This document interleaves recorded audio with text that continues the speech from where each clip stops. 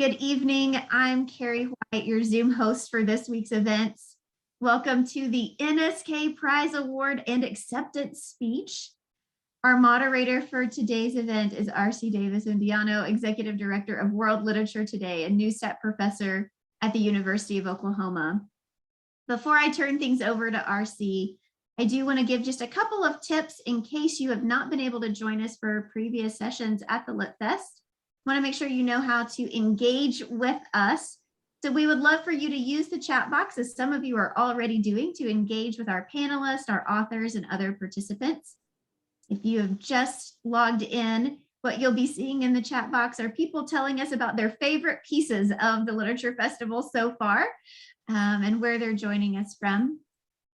I also want to make sure you know that you can take control of your own viewing options at the top of the screen.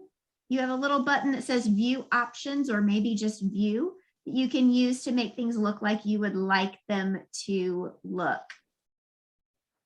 You can use the chat box for Q&A if you have questions specifically for any of our panelists tonight. Would love for you to put those in the chat box. But if you do, would you start them with the word question in all caps? That way we know that it is for one of our panelists and not for the rest of us to weigh in on. If you need any technical help during the session, you can chat in the chat box individually with me, Carrie White, or Richard Feinberg, who's noted on your screen as a co-host. One of your Zoom tools is closed captioning. You can turn this on to see a live auto transcription of the discussion if that would be helpful to you. We are recording, and we would love to see your smiling faces, so please feel free to turn your cameras on. However, if you would like for your image to not be recorded, you can keep your camera off. The good news is about having a recording is that if you have to leave for some reason tonight, or if you know people who couldn't join us tonight, you can share the link to the recording with them afterward. We'll send out a link to those recordings just as soon as they're available. So be looking for that in your email. And then finally, it is the expectation of the Neustadt family and the University of Oklahoma that all participants of the Neustadt Lit Fest enjoy a welcoming and inclusive environment free from all forms of discrimination, harassment, and retaliation. So we thank you so much for engaging with us in a respectful way. And now I will turn things over to RC to get to the good stuff of tonight's event. Oh, that's exactly right. We have good stuff tonight. Good evening, everyone. I am R.C. Davis-Undiano, the Executive Director of the World Literature Today organization at the University of Oklahoma. I'm so pleased to welcome each and every one of you to the annual ceremony awarding the Neustadt Prize. The NSK Neustadt Prize for Children's and Young Adult Literature is an award given every other year and sponsored by the University of Oklahoma and its international literary publication, World Literature Today. This prize is one of the great literary prizes in the world, awarded to writers for the entire body of their work.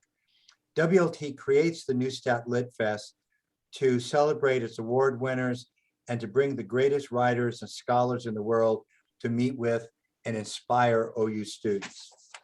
Tonight, World Literature Today joins with the Neustadt family to honor the 2021 winner of the prestigious NSK Neustadt Prize for Children's and Young Adult Literature, Cynthia Leitich Smith. The Neustadt programs recognize literature as a source of cultural understanding for the many nations of the world, and we at WLT are honored, absolutely honored to be the stewards of this rich tradition at OU. I'm now pleased to introduce the president of the University of Oklahoma, Joe Harroz, to give the university welcome before this event tonight. Hello, I'm OU President Joe Harroz. It's an honor to be invited to share a few words and welcome you to this year's Neustadt Lit Festival, an annual celebration of literary excellence sponsored by OU's own World Literature Today. As you know, literature is powerful. It unites, inspires, and teaches us. It creates and fosters a culture of community. It opens our minds and hearts to new ideas and different perspectives, which is especially important today. At the University of Oklahoma, we are extremely proud of the Neustadt Prize program. Thanks to the Neustadt family, for over 5 decades, there have been Neustadt Prizes given on our campus and celebrated the world over. The Neustadt International Prize for Literature and the NSK Neustadt Prize for Children's Literature are world-famous honors that go to the most accomplished and important writers worldwide. As we turn to face the next 50 years of the Neustadt Prize program, it's only fitting that this year's laureate is Cynthia Leitich Smith, whose achievements have helped establish new benchmarks of excellence in young adult writing. A citizen of the Muscogee Nation and a New York Times and Publishers Weekly best-selling young adult author, her own work and her support of other Indigenous writers are the epitome of what the NSK Prize is meant to recognize. The NSK Prize is dedicated to improving the lives of children, and this year's winner once again demonstrates the importance and impact when a writer achieves that goal. It is a privilege to recognize her today, and we're incredibly proud that the University of Oklahoma and our award-winning magazine, World Literature Today, are home to this prestigious honor. In many ways, the Neustadt Lit Fest and its celebration of literary voices from across the globe embodies our fundamental purpose at OU, to change lives. We thank the Neustadt family for their outstanding and longtime support of our university. And we thank all of you who are joining us for this year's festival.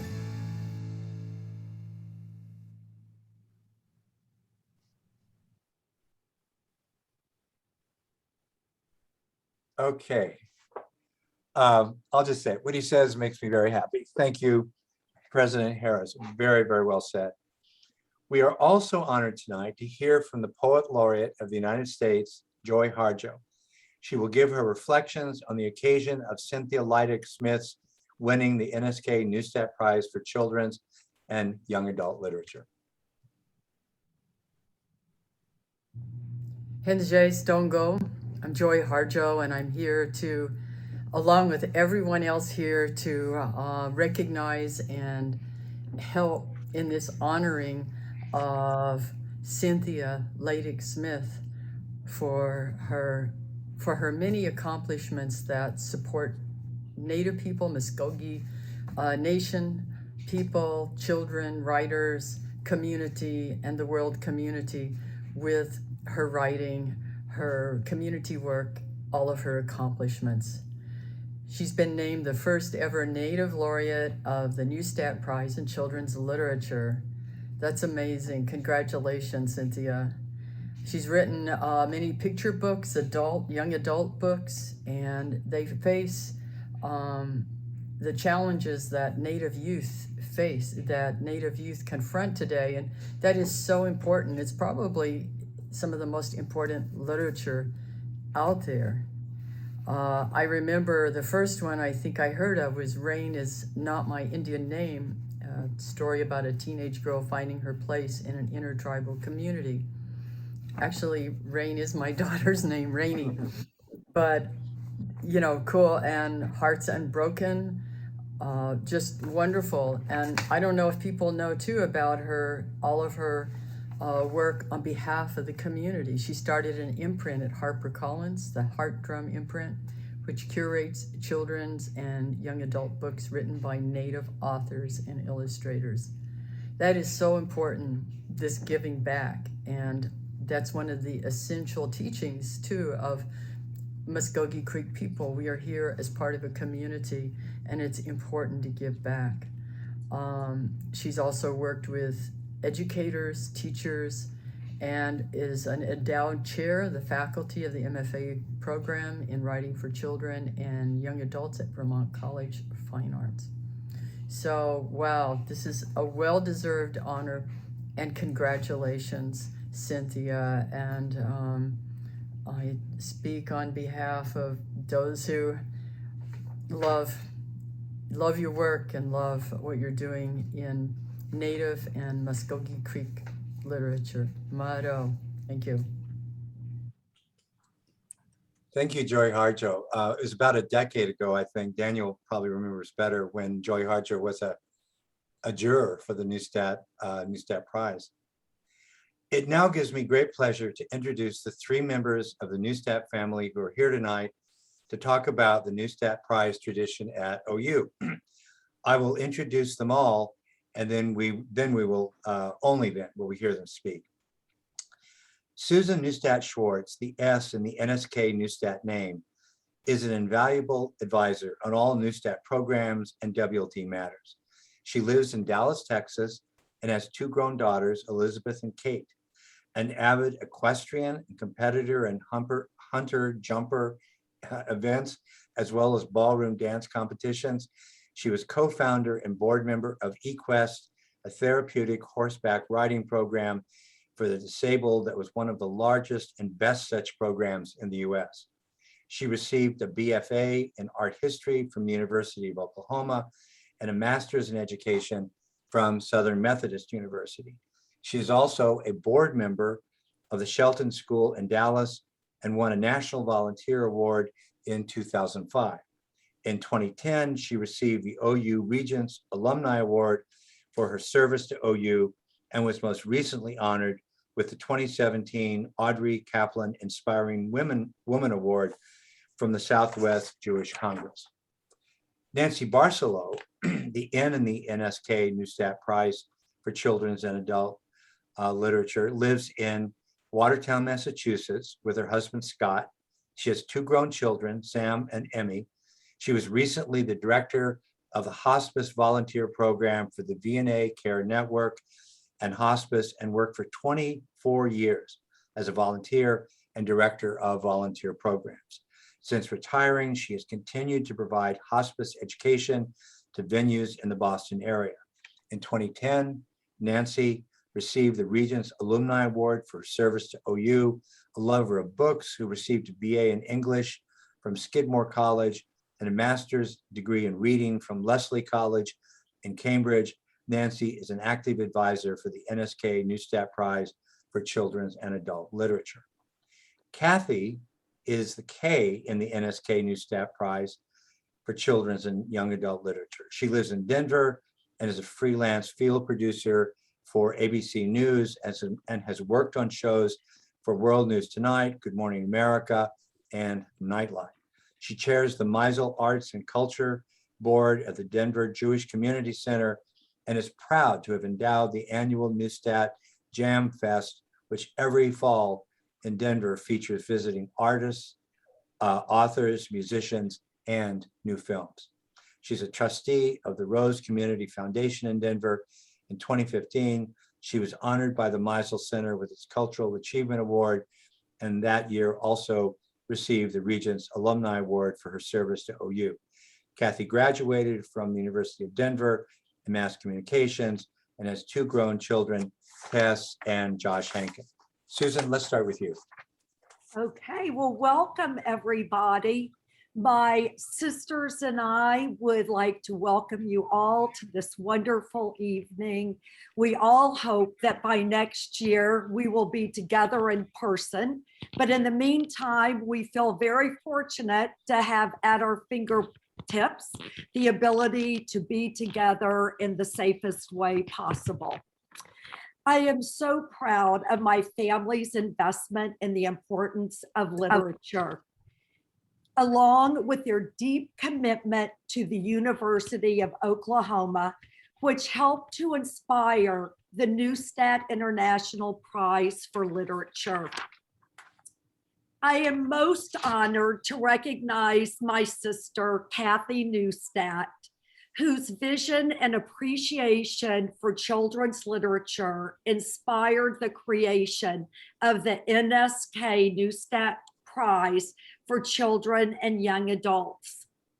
My sisters and I are proud to be involved with the World Literature Today team, who continues every year to amplify the stature and integrity of these two awards.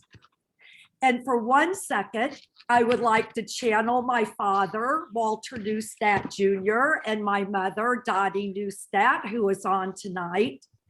Our mom joins us in sending heartfelt gratitude and greetings to the Neustadt students, of whom we are all so proud and who have been with us throughout the years.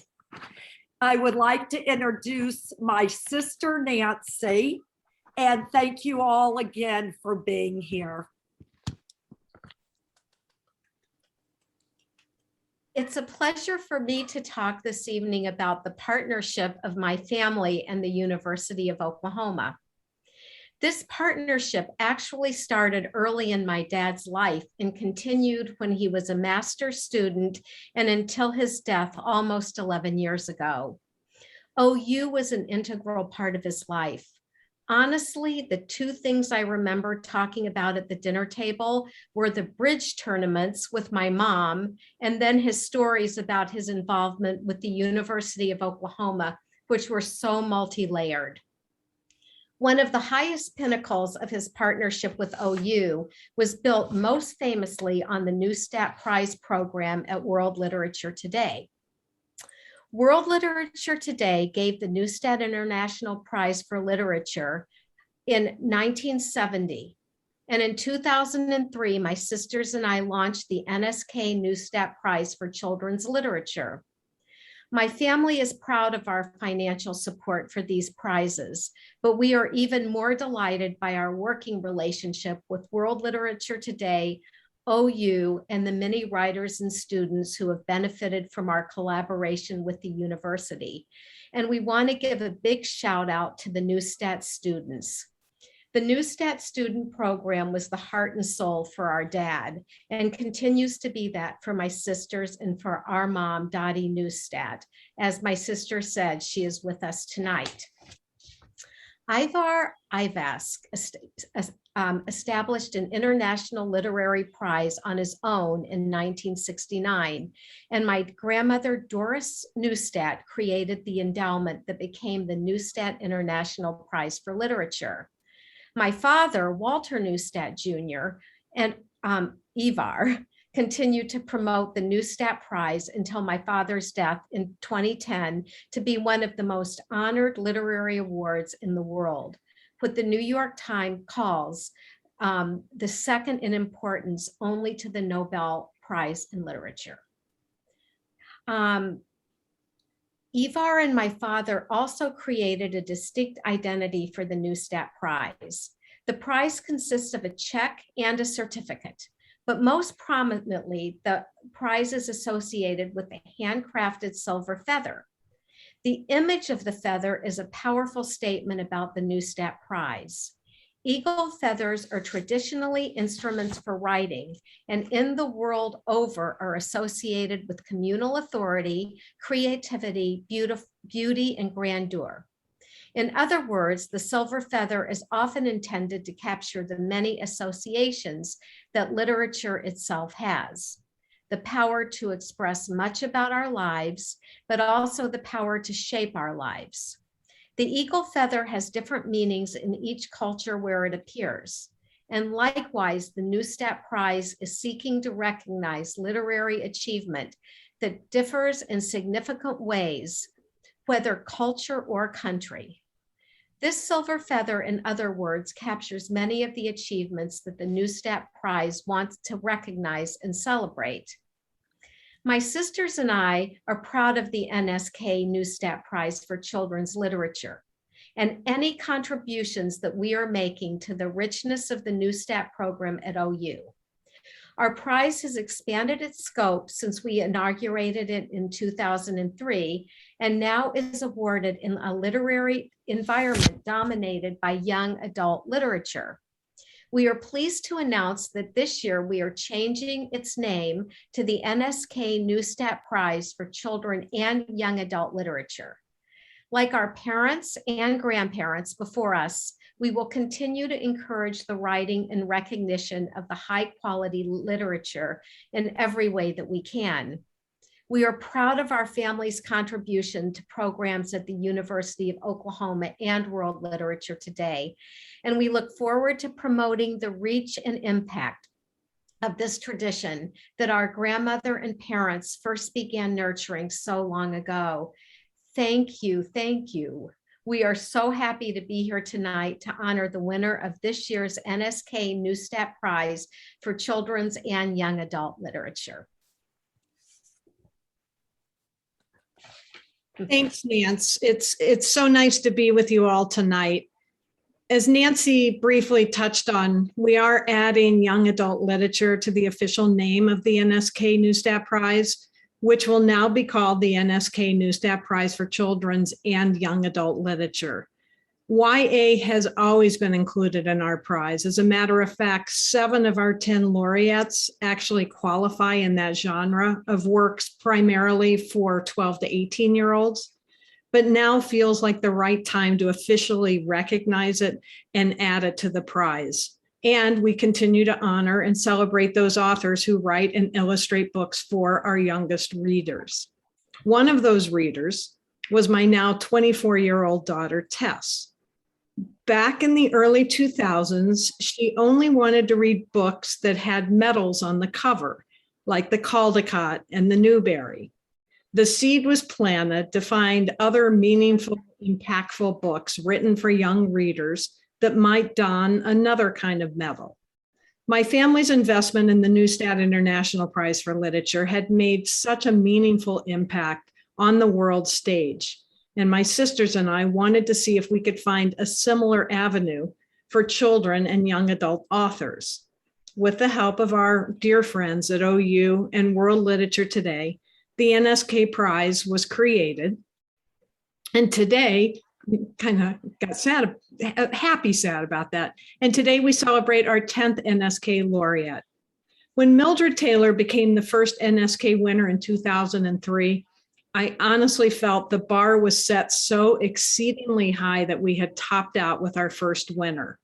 And then Brian Doyle and Catherine Patterson won, Vera B. Williams, Virginia Ewers-Wolf, and Naomi Shihab Nye, who became the first to also be nominated for the Neustadt Prize this year. How amazingly wonderful that is. The point is, every single year, just when you think the bar can't go any higher, it does. And in this case tonight, we honor Cynthia. All of these writers have so deserved this honor and have blessed all of us with their treasures of writing that showcase what children's and young adult literature can mean in our lives. Stories of the world with all its glory and its flaws, its beauty and its ugliness, its tragedies and its rewards, its sadness and its lessons. Tonight, Cynthia Leitich Smith, as a citizen of the Muscogee Nation, continues this legacy with her stories of her Indigenous characters who experience bullying, racism, and pride. We are so deeply honored to award the 10th laureate of the NSK Prize for Children and Young Adult Literature to Cynthia Leitich Smith. The juror who nominated Cynthia is herself a very accomplished writer. Monica Brown is the author of many multicultural picture books, including Waiting for the Biblioburo, Sharuko, and Frida Kahlo and her Animalitos, a New York Times Best Illustrated Book of the Year. Monica's work has been honored with the Americus Award, the Christopher Award, an Orbis Pictus honor, starred reviews, and named to many best of lists. Her books have been featured in the New York Times, the Washington Post, and on NPR.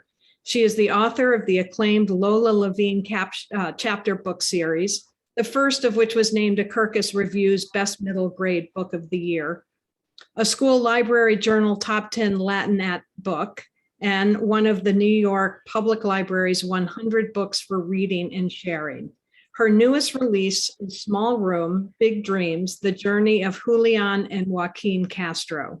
She is a professor of English at Northern Arizona University. Please welcome Monica Brown.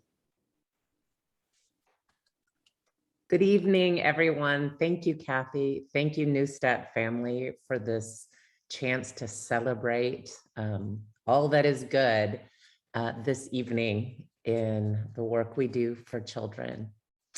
My name is Monica Brown, and I'm a children's author and professor of English at Northern Arizona University, which sits at the base of the beautiful San Francisco peaks on homelands sacred to Native Americans throughout the region.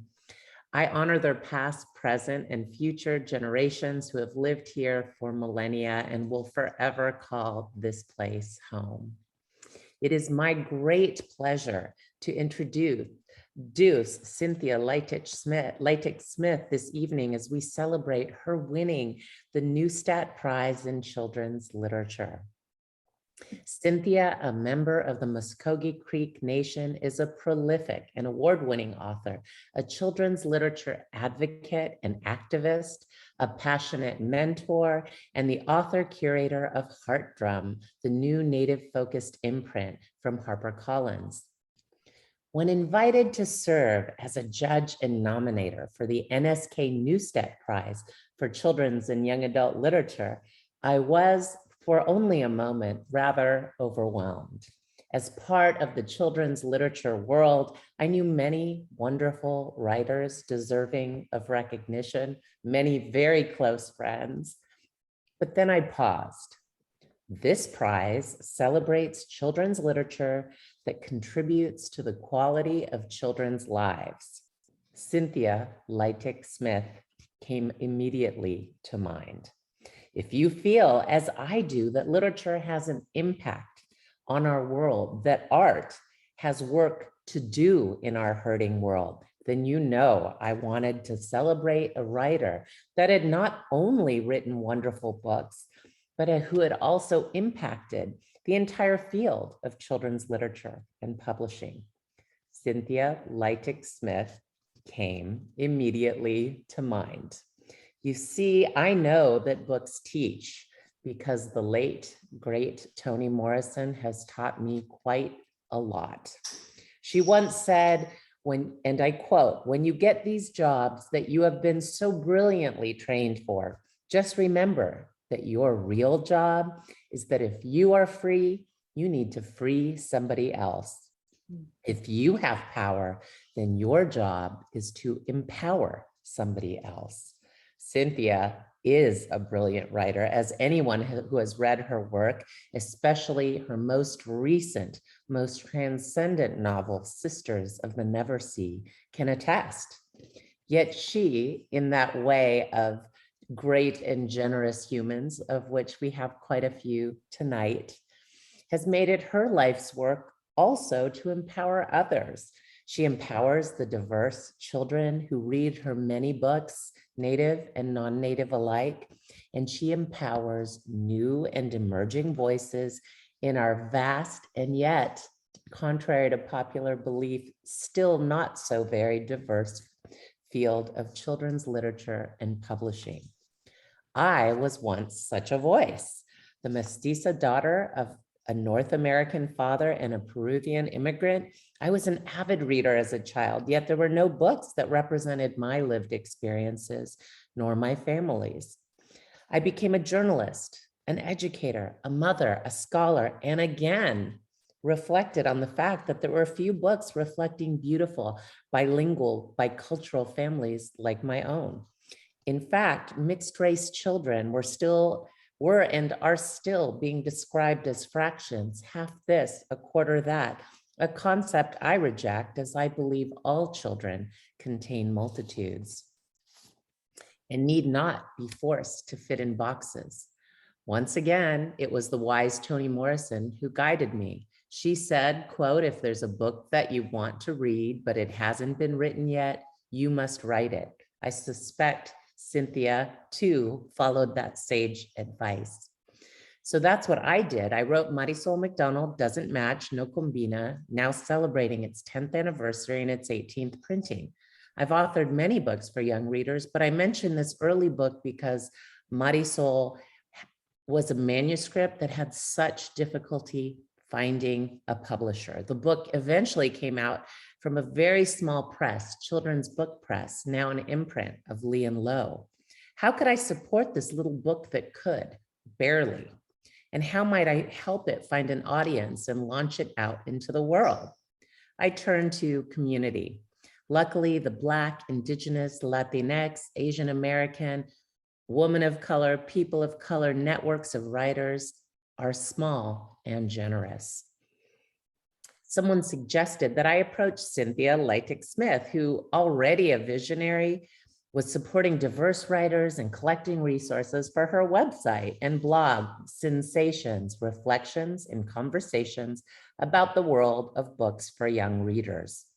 She invited me to write a guest post and mentored me through the process. On the way, I learned more about marketing, promotion, and writing about my work.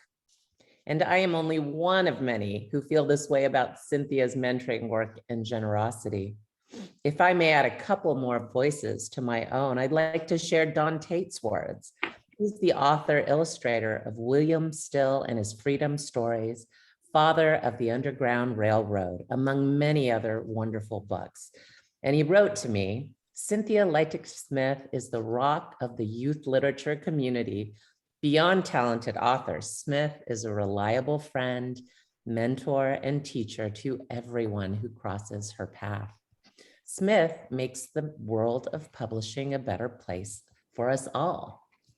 A bit of trivia. Did you know that the SCBWI, which stands for the Society of Children's Book Writers and Illustrators, Texas Austin chapter named their mentor award the Cynthia Leitich Smith Mentor Award to honor the immense service she's given to writers in and out of the state. That is but one small example. In her newest endeavor as the author curator of Heart Drum, she is perhaps making an even greater impact as she centers diverse Indigenous voices at HarperCollins, a major publisher.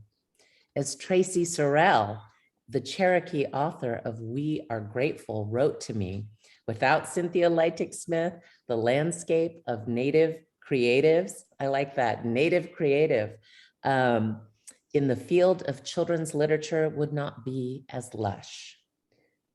Sorrell continues, her work leads by example. She also extends herself by mentoring Native writers about craft, business, questions, and even connecting them to agents. Every reader, every creator, every publisher, everyone, period, benefits from Cynthia Leitich Smith being in the industry over 20 years, end quote. I happen to agree. So you can see when choosing who to nominate for the NSK Neustadt Award for Children's and Young Adult Literature, why Cynthia Leitich Smith came to mind immediately. This and the power, of course, of her writing. I'd like to turn now to Cynthia's storytelling, her words and creative vision. As a writer, Cynthia offers us a prolific and diverse body of work across multiple genres. Picture books, middle grade, and YA, both realistic fiction and fantasy. I'm only going to touch upon a very few in this introduction. As a picture book author, I was first drawn to Cynthia's debut book, Jingle Dancer, illustrated by Ing Wahoo and Cornelius Van Wright. I write picture books and I adore the form, as they are the place where art and text meet, a place that is filled with beauty and lyricism and light, language distilled, poetry flowing from page to page. Jingle Dancer exemplifies the best of the form. It is the story of Jenna, a young girl longing to dance in the next powwow. And here are Cynthia's words. Tink, tink, tink, sang cone-shaped jingles sewn to Grandma Wolf's dress. Every grandma bounce step bought clattering tinks as light blurred silver against jingles of tin. Jenna daydreamed at the kitchen table, tasting honey on fry bread, her heart beating to the brum, brum, brum of the powwow drum.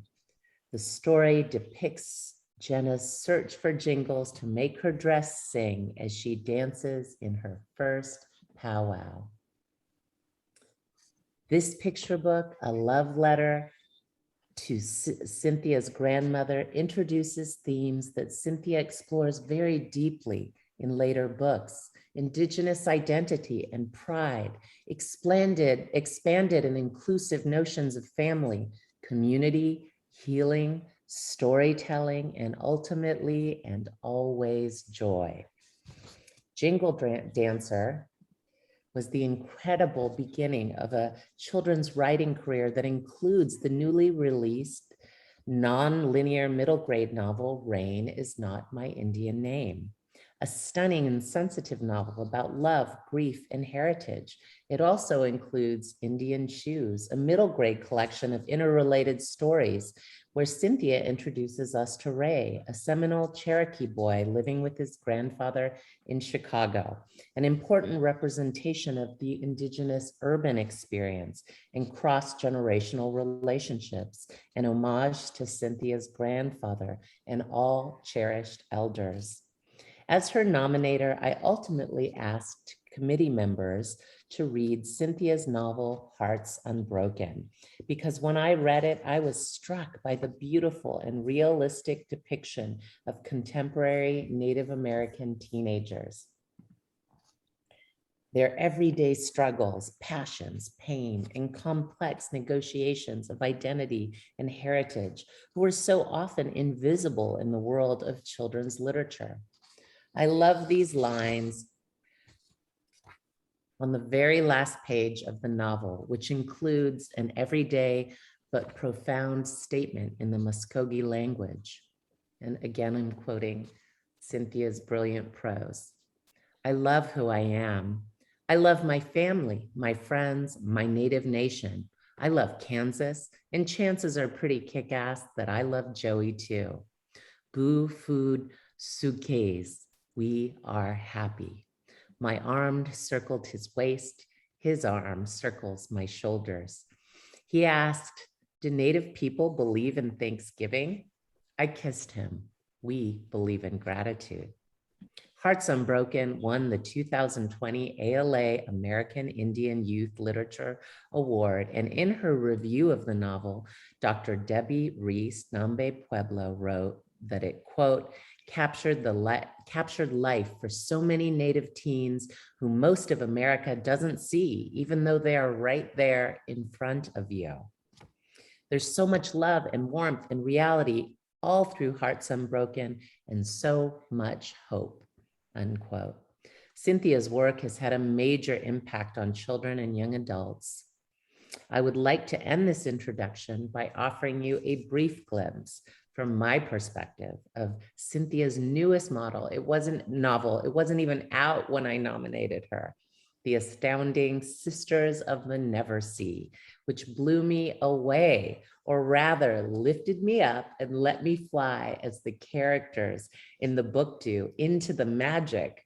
Only my pixie dust didn't come from Tinkerbell, but rather this incredible, delightful, revelatory book.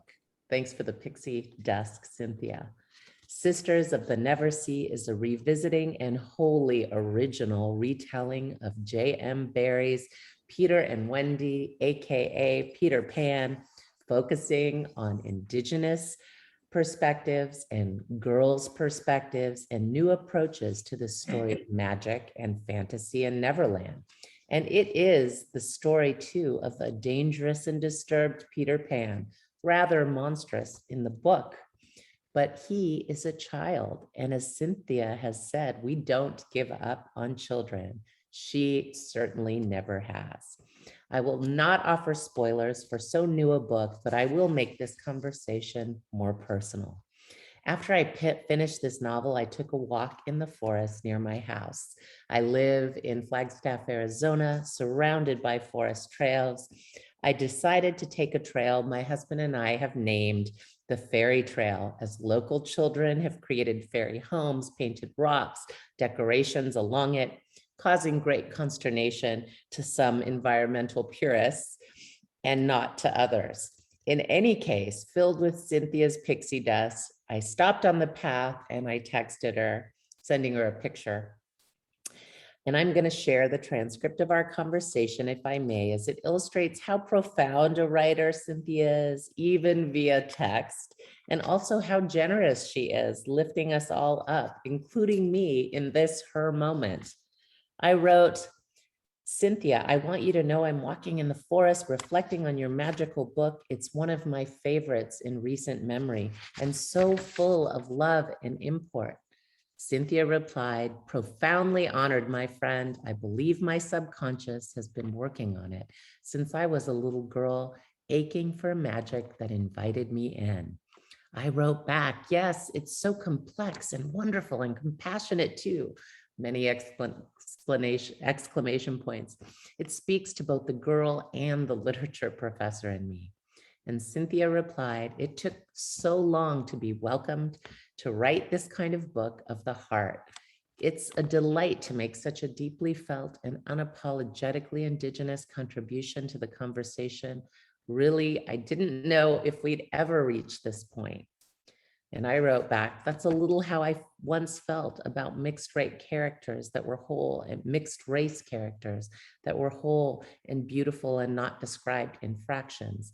Marisol McDonald, my most rejected manuscript is in its 18th printing this year. Cynthia said, I dearly love that book, one of my all-time favorites. In short, Cynthia, again, lifting us all up. She has made an indelible impact on the field of children's literature, both with her award-winning writing and through her advocacy and tireless mentorship. Cynthia lifts us all up, and I am thrilled she has been honored as the first Native American recipient of the NSK Neustadt Award for Children's Literature. Thanks in part to Cynthia, I am sure she will not be the last. I present Cynthia Leitich Smith.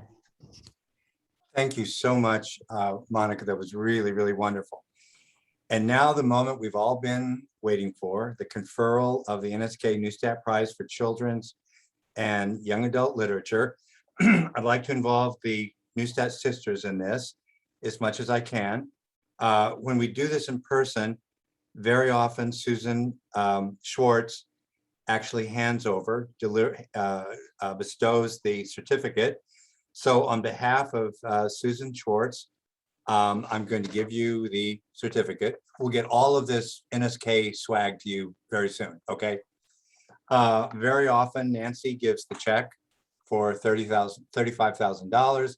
So on behalf of Nancy Barcelo, we will get this to you.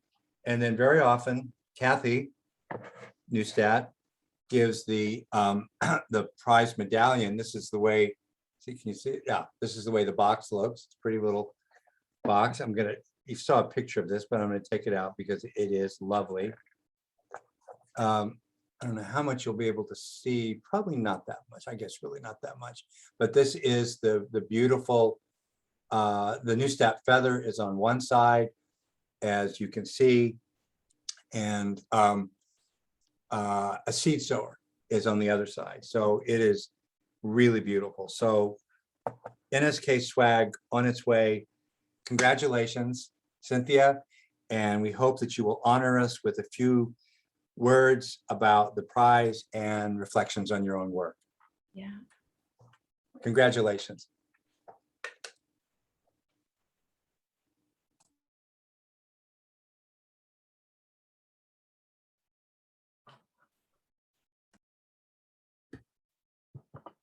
Mado, my deepest appreciation to the Neustadt family and for their vision and generosity in creating this award.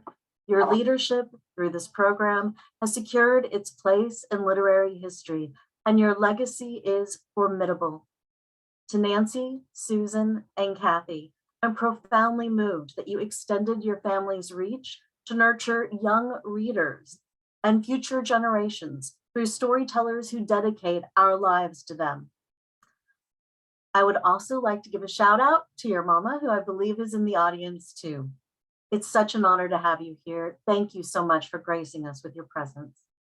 I would also like to thank the distinguished judges, especially Monica Brown. What a lovely, lovely speech. Monica is the one who nominated me. And furthermore, I'd like to pay tribute to the finalists, a brilliant and accomplished group, including Eric Gansworth, who this year became the first Native author to receive an honor from the ALA Prince Award Committee for outstanding YA writing.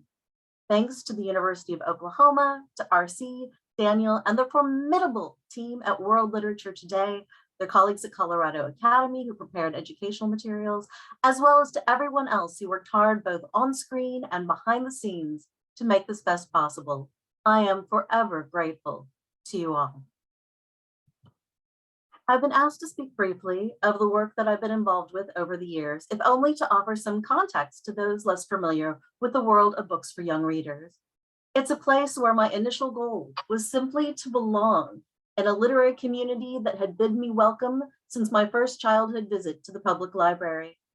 Over time, it became clear that my priorities would include nurturing new voices, marginalized and underrepresented voices, and helping to promote and facilitate more inclusivity both on the page and off. My philosophy is that every kid or teen can be a hero that everyone cheers, and that in turn will empower them to raise their voices through their own bylines and in life beyond. I wear many hats. I'm a children's and YA author, a writing teacher, the author curator of a native-focused imprint at a major publisher, and the coordinator of an annual writing workshop sponsored by the We Need Diverse Books nonprofit organization. I also mentor a team of interns, Cinterns, to publish a writing and literature website, Sensations, that is widely cited by academics.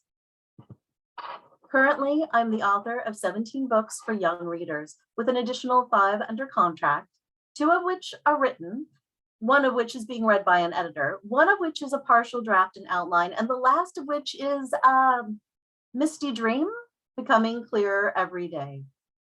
I began my journey as an avid young reader. My mama took me to the public library every Saturday morning because she thought it would be good for me, and it was an activity that fit well into our mac and cheese budget. My favorite books were Bridge to Terabithia by Catherine Patterson, The Witch of Blackbird Pond by Elizabeth George Spear, and Pretty Much Anything by Judy Blume. That said, as a citizen of Muscogee Nation, a young native reader, I didn't come across any authentic characters who mirrored that aspect of my own identity until I was in my late 20s.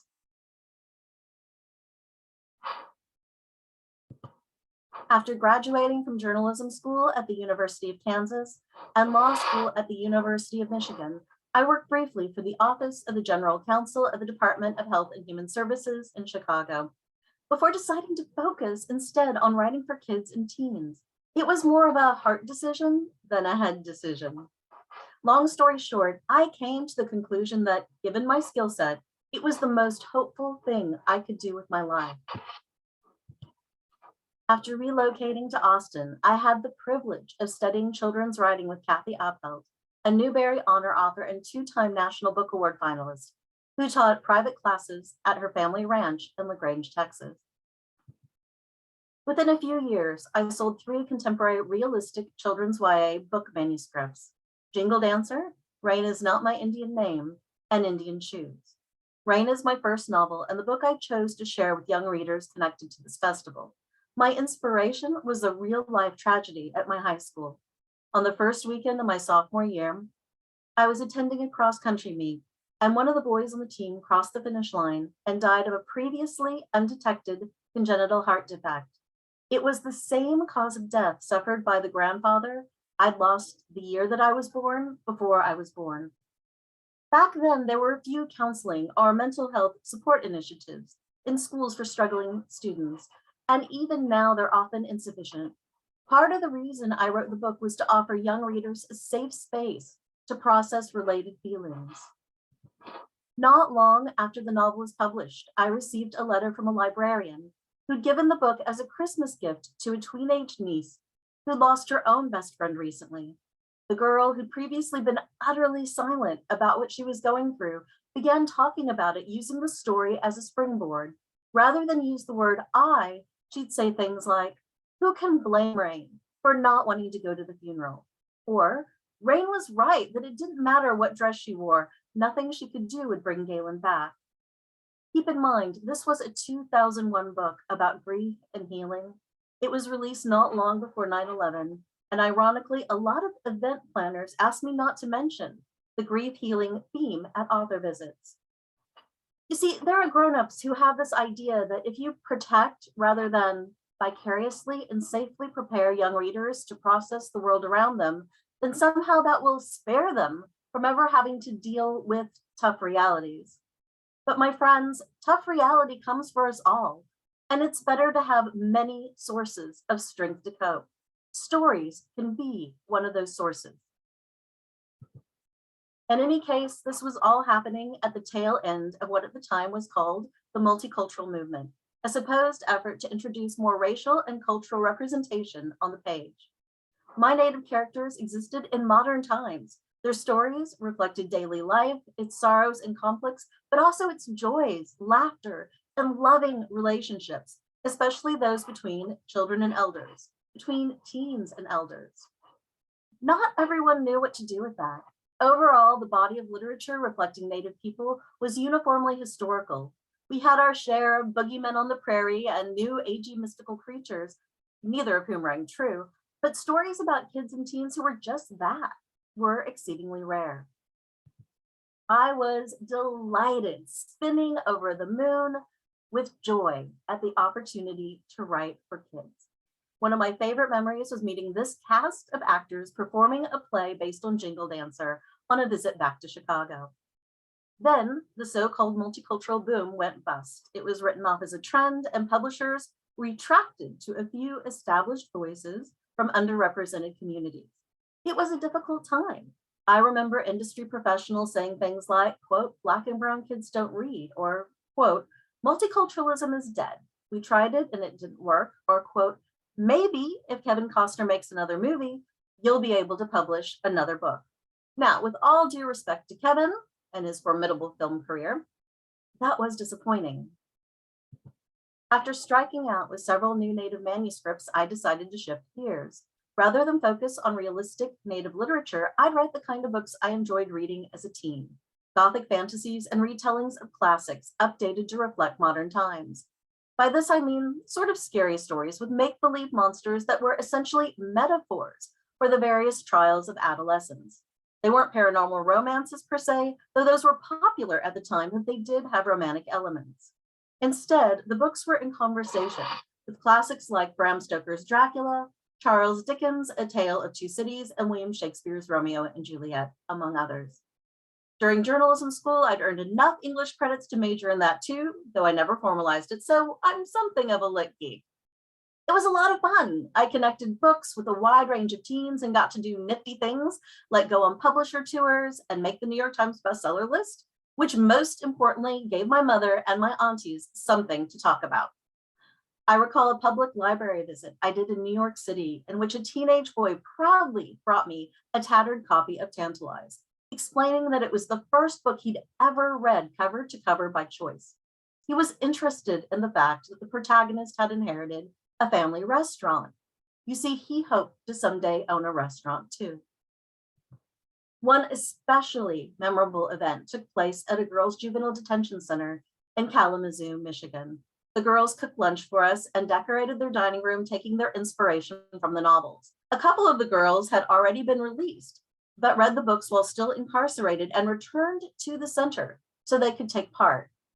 The librarian working with them did mention that was unusual, but they were enthusiastic about reading and the idea of meeting an author and asking questions about writing. Drawing on my book, Eternal, we spoke candidly and in depth about what it meant to make a mistake, what it meant to be redeemed, how unfair the world could be, and nevertheless, how each of us does have some power to define ourselves and our futures. Meanwhile, I didn't give up on writing Native characters or stories, but they were largely relegated to my secondary characters: poetry, narrative nonfiction essays, and short form fiction. With the heightened clout that came with the success of my Gothic books, I was hopeful for the chance to return to Native-focused titles for young readers. And 12 years later, I did just that with the YA Hearts Unbroken, which went on to win the American Indian Youth Literature Award in the YA division. The novel was emerging of two ideas. First, I was interested in unpacking questions around speech: artistic speech, religious speech, journalistic speech, interpersonal speech, and political speech, the various types of speech that characterize our society and our day-to-day lives. I also had the idea of writing a novel-length apology to my own high school boyfriend for a serious folly of my own when it came to interpersonal speech, though the story is only very loosely based on true life. Over the past several years, we've all seen a steady rise in Native representation that's part of a larger wave led by longtime activists and up-and-comers such as the team of We Need Diverse Books. Of late, I've become the author-curator of Heart Drum at Harper Children's, a Native-focused children's YA book imprint in partnership with We Need Diverse Books. The imprint's first list was published this year, and so far our 5 new books have received a combined 19 starred reviews and numerous honors. We're working with Native writers, illustrators, educators, and voice actors on books that ring true to Native kids and teens, but also have a broader appeal.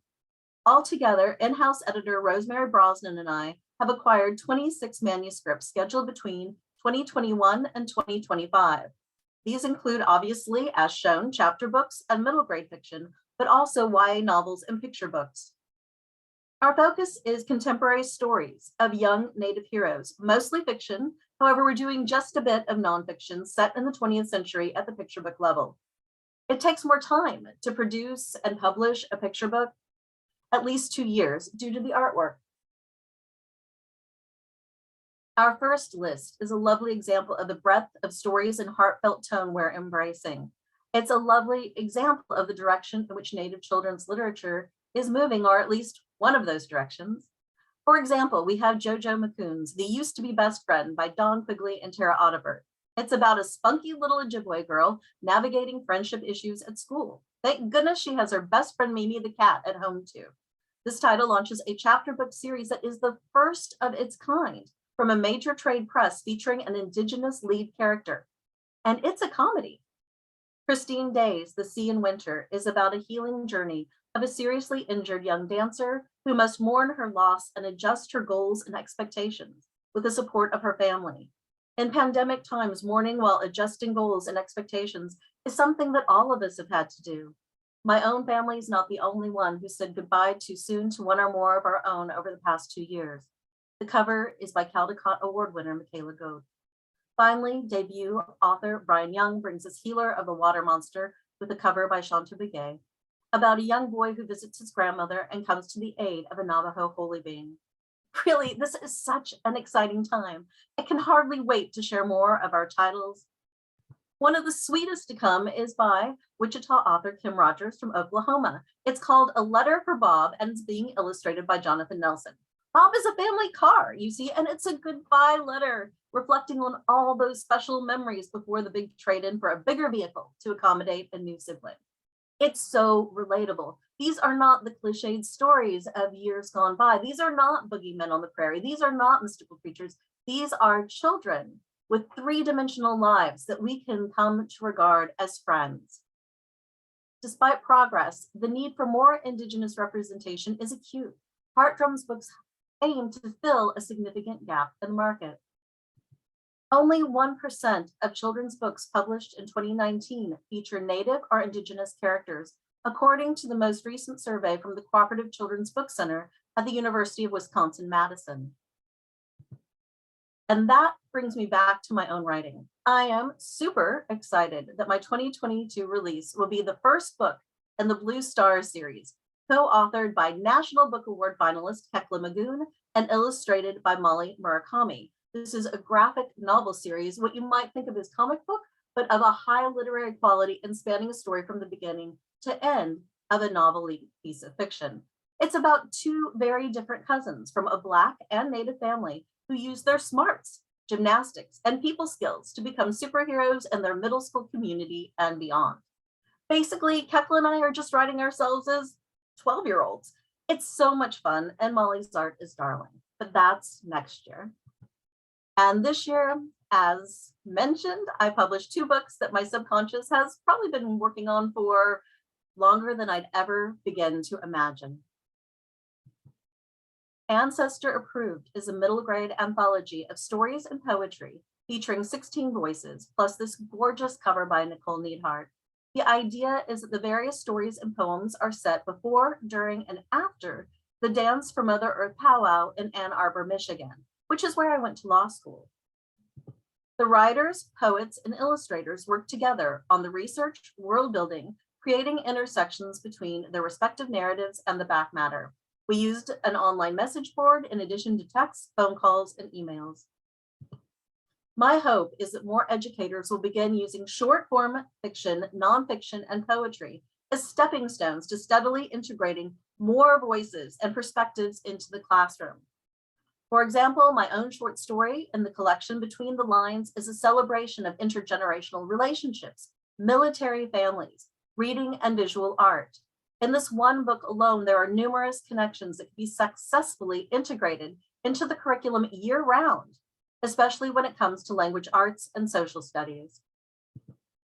Next, I'll be sharing a couple of short excerpts from my new middle grade novel, Sisters of the Neversea, a modern Indigenous reimagining of J.M. Barrie's Peter Pan centered on its girl characters. It was just named one of Publishers Weekly's best books of 2021. Peter Pan has been retold numerous times for both the page and stage, and the screen too. In fact, J.M. Barrie himself wrote several different versions of the story. That said, Sisters of the Neversea is as much a departure as an homage and actively engages with various aspects, problematic aspects included of the original novel. Really, for this reading, all you need to know is that Lily Roberts and Wendy Darling are stepsisters and best friends living in Tulsa, Oklahoma. Michael is their little brother. This picks up somewhere around chapter 2. "What's that?" Michael asked, pointing toward his compass throw rug. Like Wendy, he was fascinated with mermaids. Like Lily, he was fascinated with marine animals, with animals in general, actually. His parents had split the difference and chosen a nautical theme for the room, which had evolved into a pirate theme, complete with glow-in-the-dark stars stuck to the vaulted ceiling, which did nothing to explain the glistening leaves on the rug. Wendy hopped down from the bed, swept one up, and held it to the moonlight, streaming through Michael's open bay window. As she studied the intricate pattern of the vane leaves, gold particles clinging to them made her fingertips tingle. "Did you make these at preschool?" Michael climbed down after her. "Don't think so." Wendy could imagine him gently brushing away leaf pulp, sprinkling gold. It wasn't glitter. What was it? Sparkly, brighter, finer, like dust. It glowed. Lily strolled in, and the departing beam of Mr. Darling's headlights caught her eye. "It's way past your bedtime, Mikey," she said. "Let's take off your bedroom slippers and tuck you under the covers." Michael yawned. His eyelids fluttered. Wendy moved to take off his slippers and put them away. Then a radiant light the size of your fist, 1,000 times brighter than any nightlight, swooped through the window and zigzagged across the room, trailing a fading stream of golden sparkles. The Roberts Darling siblings froze. Michael perked up. "What's that?" Spot's eyes dilated. Like a tiny tiger, she slinked from the cushy beanbag, intently watching the brilliant aerial display. She wanted very much to trap, kill, and eat it. It's like a firefly and a hummingbird had a baby," Lily observed, eager to identify the luminous insect. She noted its speed, the radiant wings, and the fact that it didn't seem attracted to Michael's lamp or his cheerful nightlight.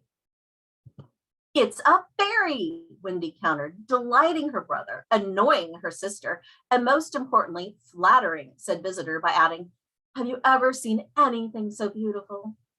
"Do you have to be so dramatic?" Lily asked. It wasn't that she thought science had all the answers, certainly not, but in her opinion, Wendy's enthusiasm could be a bit much.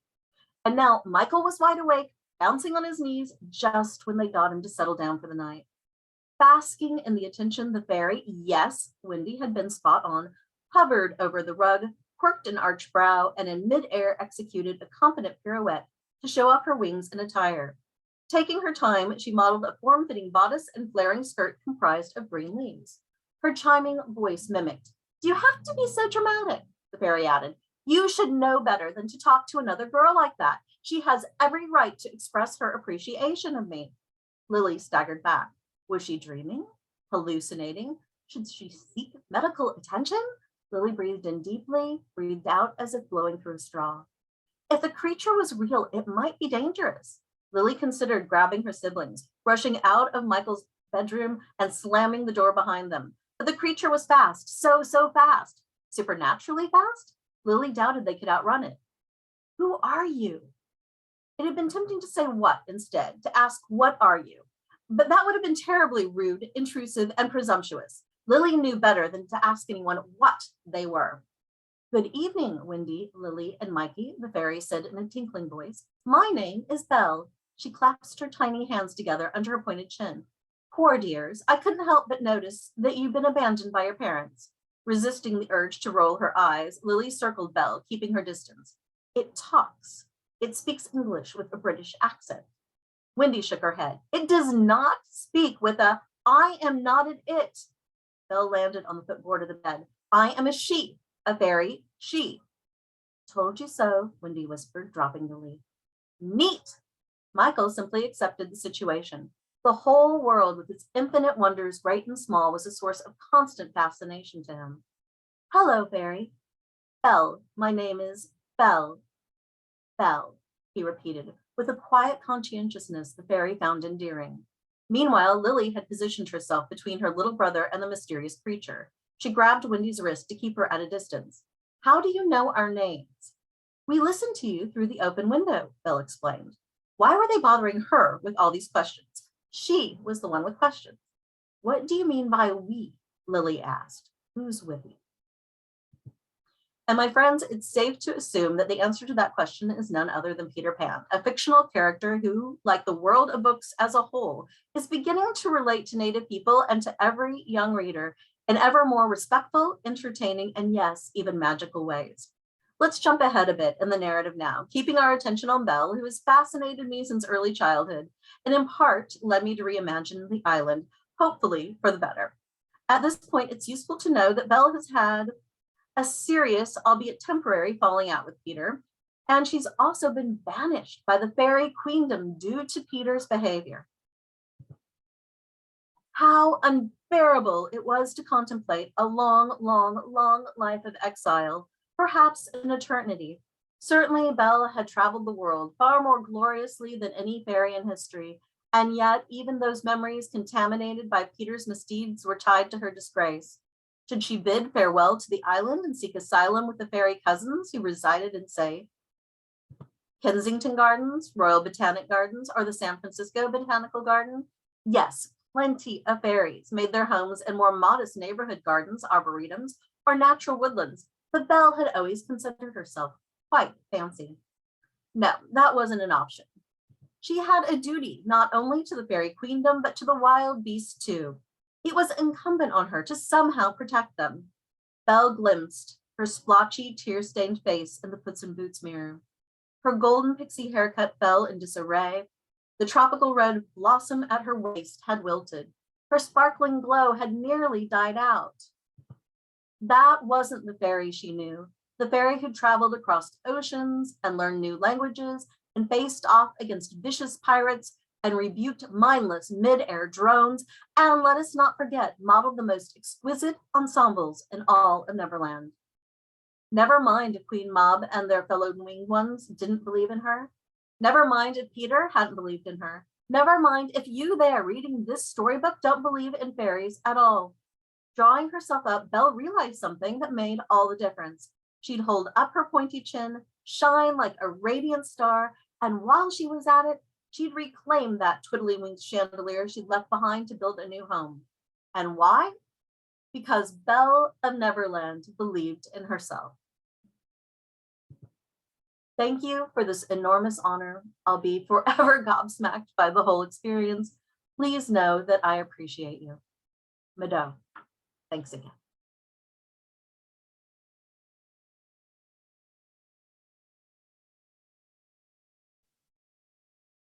Darcy, you're muted.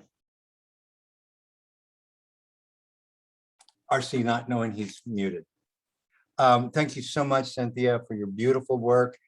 We'll always have many friends at the University of Oklahoma, and we hope that you will find many times to revisit us and spend time with your friends here. Folks, please stay tuned for the closing session, at which Kathy Neustadt, Daniel Simon, David Shook, Joshua Nelson, and I will give some closing remarks and suggest some takeaways from this Lit Fest. If you're joining us, we'll see you in a moment. If you aren't, watch for news about the 2022 Lit Fest and fall 2022. Stay safe and good night. I am just going to segue right over to the closing session. If you've been with us, which probably most of you are, we're just continuing on. If not, I want to say hello and tell you that I'm R.C. Davis-Undiano, the Executive Director of the World of Today organization.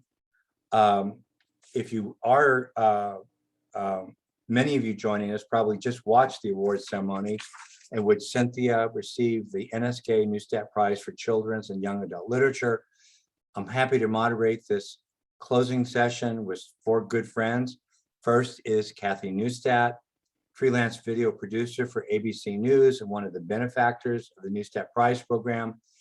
Also with me is Daniel Simon, editor-in-chief and assistant director of World Literature, the World Literature Today organization. We also have our good friend David Shook, internationally known translator, poet, and publisher, and Joshua Nelson, who has not done one of these closing sessions before, so I'll say a little bit more about him.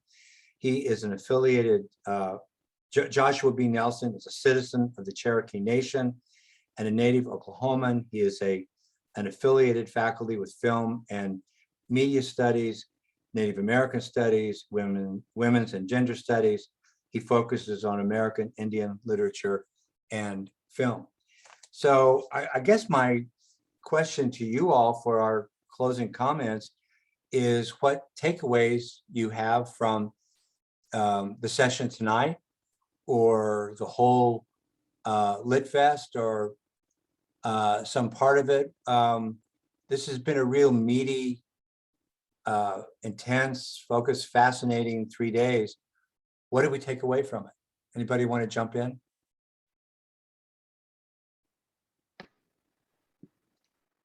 Joshua, you look like a jumper inner. The way I knew you were going to call on me, RC. Well, you know, I guess I have a finite number of ideas. And so I find myself, you know, kind of exploring them ad nauseum. But, you know, one that's always kind of recurred to me when I'm teaching American Indian Lit, and sometimes talking about it with my family. I think of my mom in particular, who back when I first started teaching Native film, and I'd show her some films, she would grouse a little bit that they were always so dark. And I never thought of like smoke signals as particularly dark, you know, but she saw it that way. And I think she objected to a kind of a exploration of trauma, or like a kind of what I read as more like a demand for accountability for historical trauma. But I understand too that you know, when she's looking for narratives, she's looking for more affirmative sorts of stories, and more affirmative sorts of characters.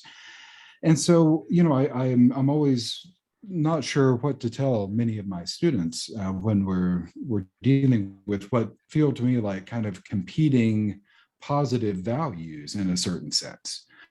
Like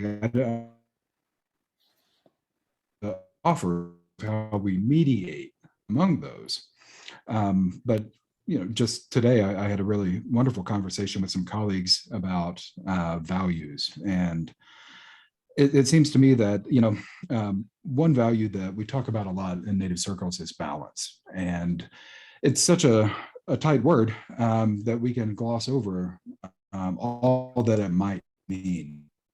But it started to sink in a little bit today that if we really committed ourselves to balancing these kinds of positive values with this, that I think is work of positives of models, maybe we get something useful out of that. And I was thinking too of historical examples of folks who kind of paved the way for Native Lit in Zikala Shah, Charles Eastman, or E. Pauline Johnson. And you know, they used to do performances and really looked a lot costume, not regalia, but costume, like an assembly of different tribes, men's jewelry, women's dresses, things like that. And that seems maybe a little dodgy to us now, but they're taking really early steps that opened pathways that are now proliferating. And that proliferation, I think, looks like what Cynthia's work is doing, offering us this enormous, beautiful range of different characters. And again, helping to make legible characters that audiences did not know how to see before, right? And I think this is just inspiring work. And she takes it to yet another level past her fiction in her work in publishing and in teaching. Insofar as she is helping to carve out more space structurally and institutionally for these still more proliferate paths forward for new writers and new kinds of Native characters.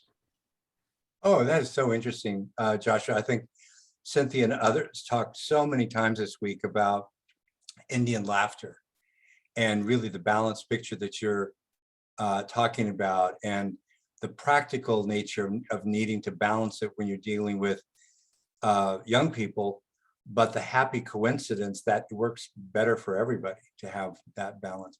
David, would you like to jump in? Sure, RC. Oh, sorry, my light just flipped off at the perfectly inopportune moment.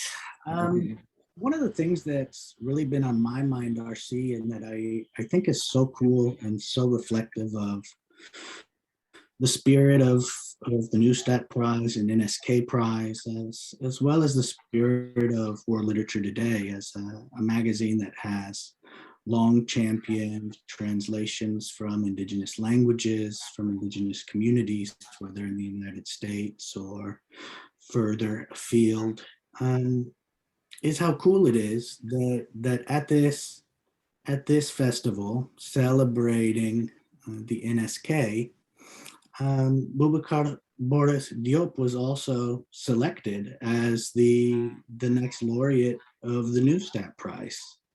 And again, the prize has demonstrated that, at least in comparison to a certain second-rate Swedish prize, that its laureates are as diverse as the magazine. And Scandal-ridden Swedish prize, I might add. Oh yeah.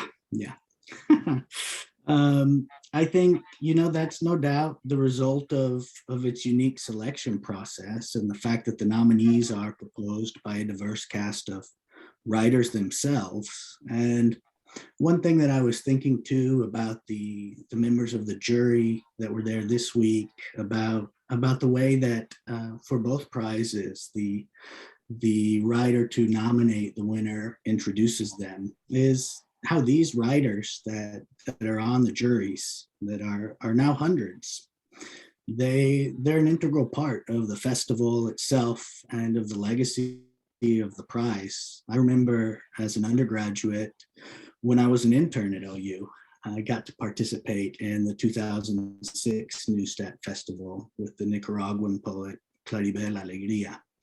And I can confirm firsthand that the influence of seeing these incredible writers from around the world and the impact it makes to see a writer who comes from a community you belong to, or who writes in a language you speak, that's big. I mean, for me, I think it played a definite role in where I headed from there. And I know that this week's students will feel the same way. Something I will keep this very brief because I really want to move on to Kathy. The jury this year was stellar, one of the most, right up there with the very best we've ever had, I think. And we noticed that they were just kind of lingering at the end. Once they'd already decided, they did not want to leave. And then I could see that some of them were a little bit upset about leaving. And they felt there was such a strong sense of community for that 4 hours after a year of pandemic and the sort of cultural pandemic of our political situation, and they flooded us with emails after they left saying, we didn't want to leave. We feel bereft now. We want to be part of this meaningful operation of World of Today, of the Neustadt program and this jury. And it was really moving to see what a impact and how moved these internationally known writers were by the sense of community that gets formed through the nexus of the Neustadt program and WLT. It was really wonderful. Kathy, can we go to you? Sure.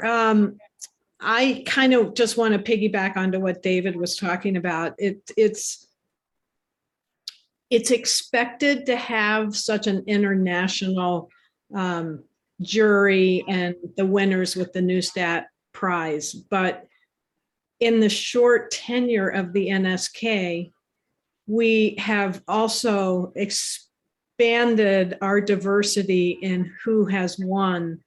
And without having international in it, we had, Mishak Asari and Naomi Shiabnai, who's American, but of Palestinian descent. And we learned so much about everybody's background and their culture. And with Cynthia, it's just right in front of us. I mean, we've had 3 days of a lesson in Native American writing, Indigenous characters, its place in children and young adult literature. And I'm just very proud of the fact that we don't have diversity or anything like that in the title or what we're looking for, yet that's what has been presented in front of us. And I just think that's a wonderful legacy and tradition to keep. And we weren't able to this year, but we always celebrate with like a play or a dramatic interpretation of the work they've done. I remember when Joy Harjo, I believe you guys can refresh my memory, but when she was a juror and Patricia Grace won, is this correct? And they did a beautiful play in the theater about Native culture. And, we weren't able to do that, but yet we were able to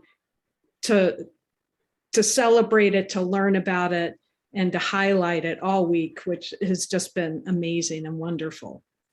I think Senegalese culture is going to be a wonderful, wonderful celebration next year when Boris Diaw comes. Yeah, thank you for that. Daniel, would you like to jump in with your Sure. takeaways? Just building on what Joshua and David and Kathy were saying, and thinking about Joy Harjo speaking to us so beautifully earlier about Cynthia's work. It just reminds me of these, our kind of privileged location here in Norman and Oklahoma and the Southern Plains. That I think I mentioned this on Monday. There are these concentric circles that just radiate out from where we are, and so a writer like Joy could nominate a Maori, a novelist like Patricia Grace, and then Monica Brown, a Peruvian American writer of Jewish descent, could nominate Cynthia. So I think it really shows how much there's just how much we're kind of a linguistic and cultural crossroads here where we're at on the Southern Plains. So that's one thing. But the main thing I've been thinking about this week has been kind of the affiliations between writing and teaching. And listening to Kim Weiser and Meredith Big Heart Seagraves speak on Monday about their Gen Z students and the activism and hopefulness that they see in the work that they're doing really inspires me and made me think a lot about Cynthia's own work, obviously, which exemplifies that teacherly, writerly spirit of mentoring and community, and how much. Again, it's kind of an intergenerational and like a transcultural investment that writers are making in their readers and teachers are making in their students, and just how beautifully that has come out this week in all of our conversations. I think Cynthia really set the tone and keyed so much that was wonderful this week. And I've said this in in front of her several times, but it's absolutely true. She's really one of the best laureates we've ever had. She's right up there with the best. And she just facilitated so much, and she's so approachable and so knowledgeable about what she's done. We're running, it's almost 8:30. Would anybody like to add any further comments? No, I would just like to thank you, RC, and Daniel, everybody at World Literature Today, Carrie, and everybody that's helped on the technical end, Richard. It's been a wonderful festival. We couldn't do it without you. Hopefully we can be in person next year. But short of that, it's been perfect. So I just want to really send heartfelt thanks to all of you. Thank you so much, Kathy. We are committed to being in person next year. I think the COVID situation will support that. And we're going to go forward stronger. We discovered this international dimension when we did our first 100% online Lit Fest last year. I think we connected with people in 36 countries. This year it was 24 countries. So there's a huge new international outreach dimension, and we will not leave that when we go back to in person. We've worked closely with Carrie and Richard Feinberg and have a very good plan for having basically an in-person conference that is live streamed. And so it'll be like watching a C-SPAN conference, and you feel like you're there in a lot of ways, but you're very aware that it is something happening in person. And I think that's going to work. It's not a new approach. We're really adopting an old approach, and we know it'll work very well for us. So that's going to be very exciting. We'll have two worlds, the international world and the in-person world, and it's going to be wonderful next year. So, well, I'm very much aware of the time. If you're east of us, it's around 9:30. If you're in Central Time, it's 8:30, so it's late at night. Any last passes before we say goodnight? I just wanted to say that I'm sure next year's conference will be much more interesting than C-SPAN. I'm a C-SPAN lover. What are you talking about? Oh, okay. Yeah, I can see that, RC. But, yeah, thank you. Somehow I think there's a mixed message there in what you said. We're so excited about Boris Diop. The day that we told him that he won, yesterday was his birthday, and we wished him a happy birthday. He said that winning the Neustadt Prize was the best birthday present he's ever received. He's very excited about being here and already thinking about how it's going to go and how he's going to work with us to make it a wonderful Lit Fest. So this is just a great, rich, wonderful tradition at OU. Thank you, Kathy and Neustadt family. And we are so happy and proud to be the stewards to keep the fires burning on this going forward. So thank you, wonderful guests. You make all this worth it. We're happy to see you. Dottie Neustadt, you don't think we can see you, but we can. And thank you for being here tonight. And have a wonderful rest of the week, everyone. Thank you, folks, for the closing comments. And oh, wait, I'm getting ahead of myself. There's one thank you that's very important before we leave. I want to say thank you to the WLT staff, Dr. Daniel Simon, Michelle Johnson, Rob Volmar, Terry Stubblefield, Kay Blunk, and Gail Curry.